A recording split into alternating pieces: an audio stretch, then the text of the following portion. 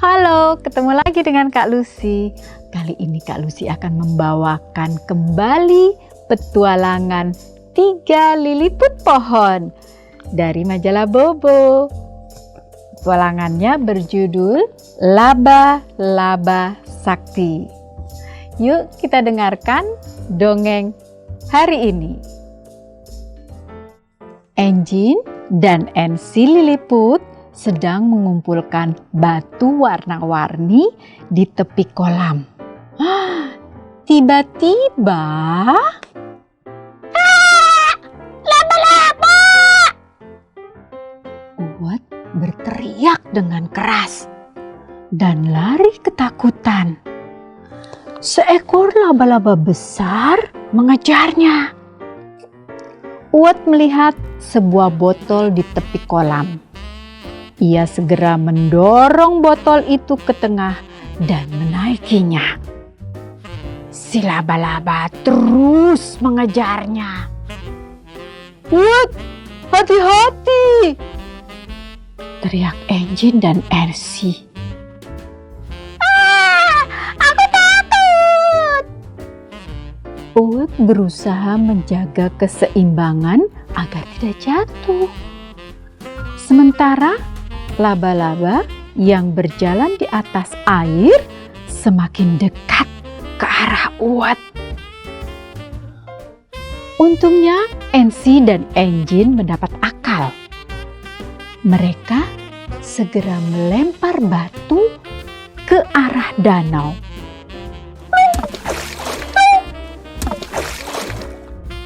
Laba-laba itu terpancing.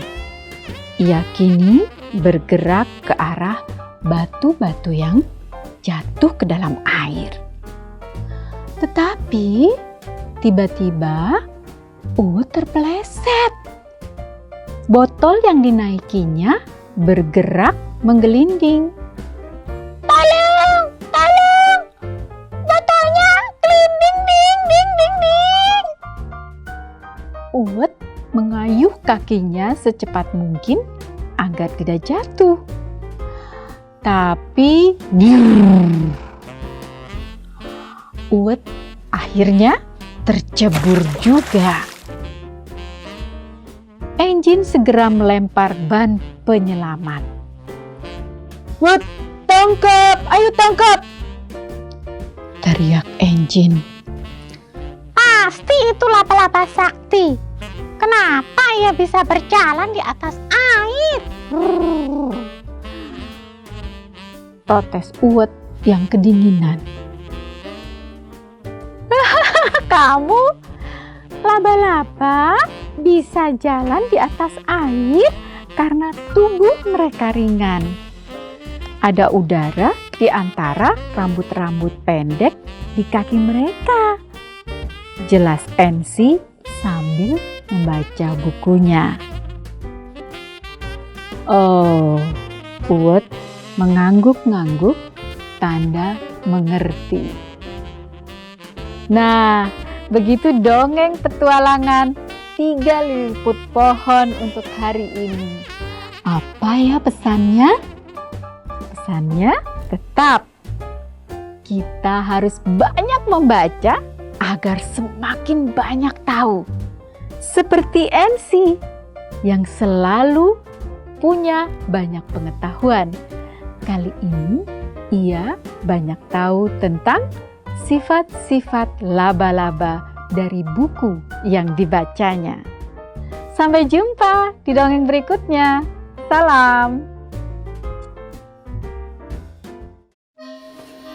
Dongeng dari majalah Bobo berjudul Kurcaci Pencuri Batu. Kurcaci Nobi punya rumah baru. Ia sudah selesai menata isi rumahnya. Kini Kurcaci Nobi sibuk mempercantik halaman rumahnya.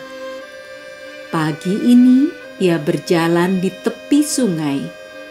Ia ingin mencari batu kerikil berwarna untuk diletakkan di halaman rumahnya. Tiba-tiba ia melihat setumpuk kecil batu-batu cantik. Warna dan bentuknya indah. pikir kurcaci Nobi. Batu-batu indah begini pasti ada pemiliknya, gumam Nobi. Ia heran kenapa batu-batu itu ditinggalkan begitu saja. Mungkin pemiliknya sudah bosan, gumam Nobi menduga-duga. Nobi tahu ia tidak boleh mengambil batu-batu cantik itu. Mungkin saja batu-batu itu tertinggal tanpa sengaja. Kalau pemiliknya datang lagi dan mencarinya, tentu ia akan sedih kalau batu-batu cantiknya hilang. Namun, Nobi butuh batu-batu itu untuk menghiasi bagian depan rumahnya. Tepatnya, menghiasi jalan setapak di halaman rumah barunya, tepat di depan pintu.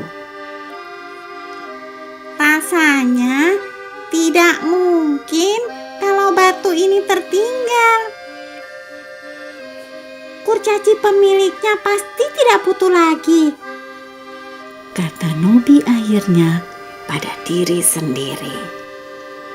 Nobi mencari-cari alasan agar tidak merasa bersalah mengambil batu-batu itu.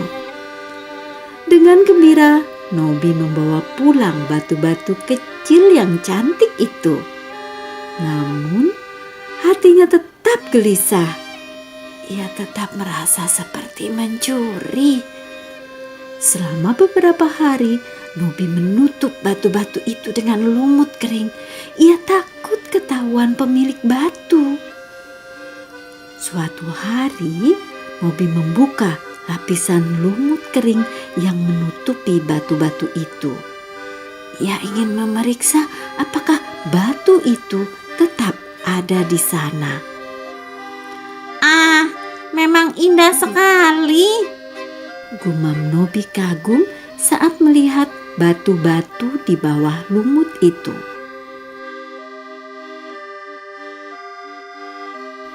Batu-batu ini memang sangat cantik, berkilau warna-warni saat terkena sinar matahari.